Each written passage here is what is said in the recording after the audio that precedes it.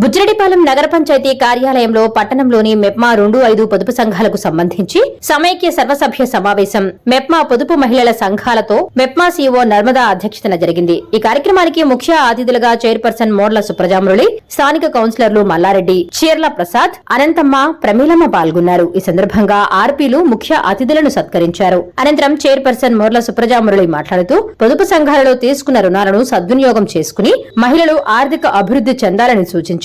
మహిళల సంక్షేమం కోసం ముఖ్యమంత్రి జగన్మోహన్ రెడ్డి ఎన్నో పథకాలు అమలు చేశారని కొనియాడారు. రాష్ట్రంలో సచివాలయం, వాలంటీర్ల వ్యవస్థ ఏర్పాటు చేసి గ్రామ స్థాయి నుంచి పరిపాలనకు శ్రీకారం చుట్టారన్నారు. గత ప్రభుత్వంలో సంక్షేమ పథకాల కోసం కార్యాలయాల చుట్టూ కాళ్లు అరిగేలా తిరగాల్సిన పరిస్థితి ఉండేదన్నారు. కాళ్లు అరిగేలా తిరిగే ప్రభుత్వం కావాలా, ఇంటి వద్దకే సంక్షేమ పథకాలు అందిస్తున్న జగన్మోహన్ రెడ్డి ప్రభుత్వం కావాలో ప్రజలు ఆలోచన చెయ్యాలని కోరారు. సంక్షేమ పథకాలు కావాలంటే మరలా ముఖ్యమంత్రిగా వైఎస్ జగన్మోహన్ రెడ్డిని, ఎమ్మెల్యేగా నల్లపరెడ్డి ప్రసన్నకుమార్ రెడ్డిని గెలిపించుకోవాలని కోరారు. ఈ కార్యక్రమంలో మెప్మా ఆర్పీలు, పొదుపు సంఘాల మహిళలు పాల్గొన్నారు.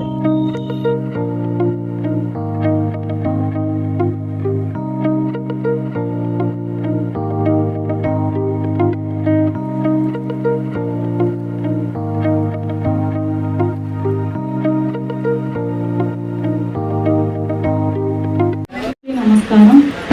ఈరోజు ఈ సమైక్య సమావేశానికి విచ్చేసినటువంటి 16వ వార్డు కౌన్సిలర్ వెట్రవక ప్రమీలమ్మ గారికి, 15వ వార్డు కౌన్సిలర్ అనంతమ్మ గారికి, సిఓ నర్మదా గారికి, ఇక్కడికి విచ్చేసినటువంటి ఆర్పీలందరికీ, పొదుపు మహిళలందరికీ నా హృదయపూర్వక నమస్కారాలు. బుచ్చిరెడ్డిపాలెం 2వ సమైక్య మరియు 5వ సమైక్య, ఈ 2 సమైక్యాలు జనరల్ బాడీ మీటింగ్ ఈరోజు జరుగుతున్న వార్డులు 10, 11, 14, 15, 16 వార్డులకు సంబంధించిన సమావేశం. ఈ 5 వార్డులో పనిచేస్తున్న ఆర్పీలు పార్వతమ్మ గారు, నయోమి గారు పొదుపు మహిళలతో సమావేశం కావడం చాలా సంతోషకరమైన విషయం. ఈ వార్డులో ఉన్న మొత్తం గ్రూపులు 148 గ్రూపులు, వైఎస్ఆర్ ఆసరా గ్రూపులు 98, పొదుపు గ్రూపుల సమావేశాలు, సమైక్య సమావేశాలు ప్రతి 1వ తేదీన ప్రకటించి సమావేశం జరుపుకోవాల్సిందిగా కోరుకుంటున్నాను. ప్రతి ఒక్కరికి ఇచ్చేసినటువంటి పొదుపు మహిళలుగా అందరికీ కూడా ఒకటే చెప్తున్నా, మనకి జగనన్న ఎన్నో పథకాలు ప్రవేశపెట్టారు. ప్రతి ఒక్క అర్హులై ఉన్న ప్రతి ఒక్కరికి అందుతున్నాయి. ఈ పథకాలన్నీ మనకి ఇలాగే అందాలి అని అంటే వచ్చే ఎన్నికల్లో మన జగనన్నే సీఎంగా ఉంటేనే మనకి ఇవన్నీ అందుతాయి. ముఖ్యంగా మన జగనన్న మహిళలకే ఎక్కువగా ప్రాధాన్యత ఇచ్చారు. జగనన్న ఆసరా,